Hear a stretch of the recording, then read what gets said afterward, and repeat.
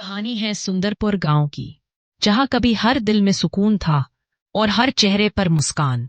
जहां बच्चे बेफिक्र दौड़ते थे और बड़ों की बातों में सिर्फ खुशियां हुआ करती थीं। पर वक्त ने जैसे ही करवट बदली, सब कुछ बदल गया। अब वही गांव डर की गिरफ्त में है। अब हर शाम सूरज डूबते ही सलाखें चढ़ा दी जाती है। कोई किसी से नजर भी नहीं मिलाता। बस एक सवाल हर चेहरे पर तैरता है, क्या आज रात मेरी बारी है? कुछ है, कोई है जो हर रात आता है और किसी एक को हमेशा के लिए साथ ले जाता है। कहाँ जाता है वो इंसान? कौन है वो जो छुपा है अंधेरों में? किसी को नहीं पता, पर एक बात सब जानते हैं कि जो गया वो फिर कभी वापस नहीं आया। पिछले साल मेरा राजू गया था जंगल लकड़ियां काटने के लिए। बस गया और फिर कभी वापस नहीं आया। न उसकी आवाज सुनी, न उसका साया देखा। माँ हूं मैं, हर रात दरवाजे पे बैठकर उसकी राह देखती हूँ। लेकिन अब तो दरवाजा भी मुझ पर हंसता है और हवाएं भी खामोश। मेरे शौहर, मेरा बेटा सब चले गए। वो गए थे बस कुछ देर के लिए। लेकिन वो वापस नहीं आए, कभी नहीं आए। वो जंगल सिर्फ साए वापस करता है, इंसान नहीं। गांव के सरपंच साहब आज फिर लोगों में राशन बांटते हुए नजर आए। बाहर से सब कुछ खैर का मंजर लग रहा था, लेकिन उनकी आंखों में कुछ और ही कहानी छुपी थी। और फिर वो बोलने लगे, आहिस्ता आहिस्ता, जैसे हर लफ्ज के पीछे कोई राज छुपा हो। तुम सब लोग उस जंगल का राज जानते हो।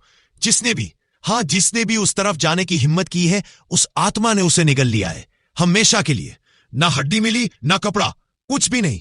इसीलिए कहता हूं, उस तरफ जाने का सोचना भी मत, नहीं तो तुम भी वापस नहीं आओगे।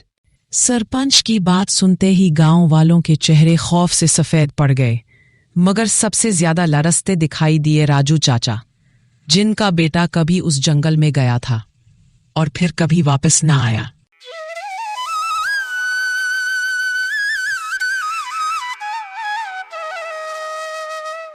अगले दिन राजू चाचा का बड़ा बेटा सनील शहर से पढ़ाई मुकम्मल करके वापस आया, मगर गांव में कदम रखते ही ठठक गया। चारों तरफ खामोशी थी, जैसे गांव में जिंदगी ही कहीं खो गई हो। घर जाते हुए रास्ते में सनील की मुलाकात उसके बचपन के दोस्त गप्पू से हुई। गप्पू सनील को देखकर खुशी से झूम उठा, जैसे बरसों बाद कोई अपना लौट आया हो। सुनील, तू कहाँ था यार? कितना अरसा हो गया। पढ़ाई के चक्कर में तू हमें भूल ही गया, हम सबको, अपने बचपन के यार को भी। अरे गप्पू, तू तो जानता है ना, मैं पढ़ाई के लिए गया था और अब वापस आ गया हूं यार। लेकिन एक बात समझ नहीं आ रही, गांव में ये इतना सुन्नाटा क्यों है? सब कुछ बदला बदला सा लग रहा है। अरे यार, क्या बताऊं तुझे, यहां पास के जंगल में लो वाइब हो रहे हैं। अब तो कोई लकड़ियां काटने भी नहीं जाता। सब कहते हैं वहां कोई आत्मा है जो लोगों को निगल जाती है। गप्पू की बात सुनकर सुनील के चेहरे का रंग उड़ गया। उसे अब समझ आया कि गांव में ये सन्नाटा क्यों छाया हुआ है। बगैर कुछ कहे वो फौरन घर की तरफ चल पड़ा, दिल में सवालों का तूफान लिए हुए। सनील को देखते ही उसके माँ बाप की आंखों में खुशी झलक उठी और अगले ही लम्हे बरसों से रुका हुआ प्यार आंसुओं की सूरत बहने लगा। माँ, बाबा, क्या हुआ आप दोनों को? क्यों रो रहे हैं? मैं आ गया हूं ना, सब ठीक है ना? प्लीज मुझे बताएं, क्या हुआ है? बेटा, तेरा भाई उस जंगल में गया था, लेकिन वो कभी वापस नहीं आया। आज तक उसकी राह देख रहे हैं हम। उसकी जुदाई ने हमें अंदर से तोड़ के रख दिया है बेटा।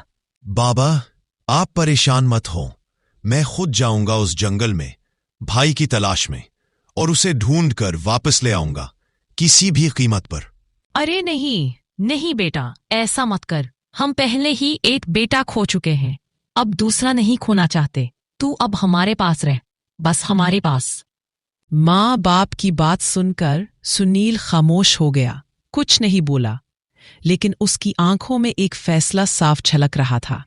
वो दिल ही दिल में ठान चुका था, जंगल में तो वो जाकर ही रहेगा।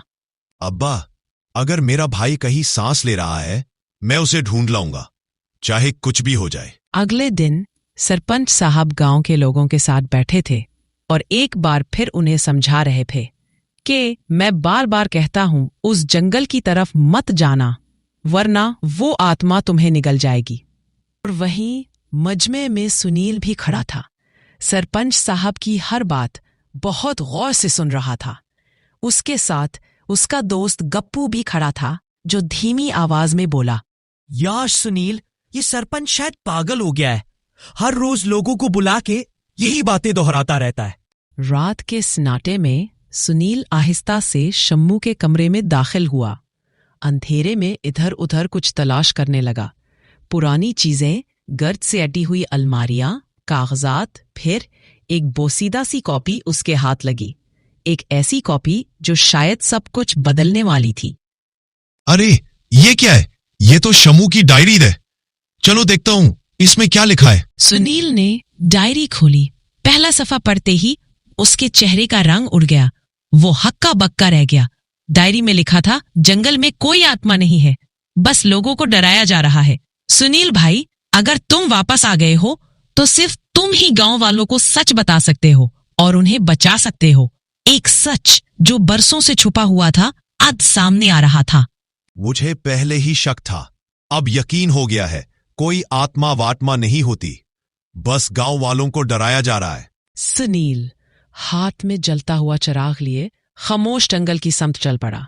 न उसे अपनी जान की परवाह थी, न किसी आत्मा का खौफ। उसके दिल में बस एक ही इरादा था, सच्चाई को रोशनी में लाना। जंगल के सुनसान रास्ते पर सुनील को अचानक अजीब सी आवाजें सुनाई देने लगी, जैसे कोई उसे रोकना चाहता हो।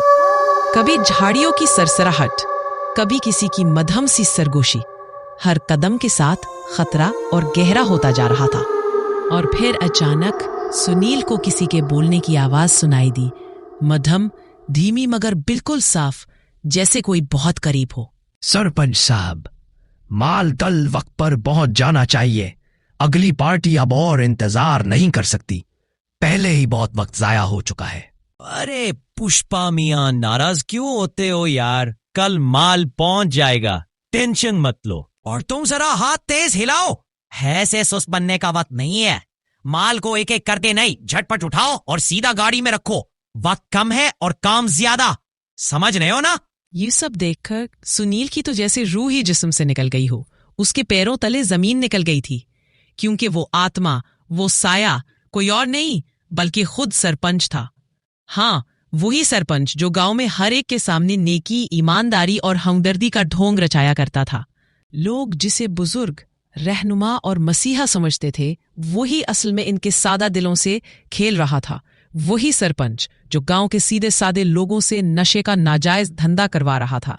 अच्छा, तो यही वो आत्मा है जो जंगल में लोगों को एक एक करके खत्म कर रही है। अब इसकी खैर नहीं। सरपंच साहब, अब आप गए।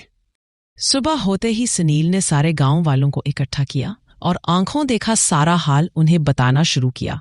लेकिन उसकी बात पर कोई भी यकीन करने को तैयार न था। हर कोई उसे दीवाना, परेशान या घबराहट का शिकार समझ रहा था। तभी सुनील के पिता राजू चाचा आगे बढ़े और कहा, अरे बेटा सुनील, ये तो क्या कह रहा है? सरपंच साहब तो बहुत अच्छे इंसान हैं। गांव के लिए कितना कुछ किया है उन्होंने। ऐसा भारी इल्जाम उन पर मत लगा बेटा।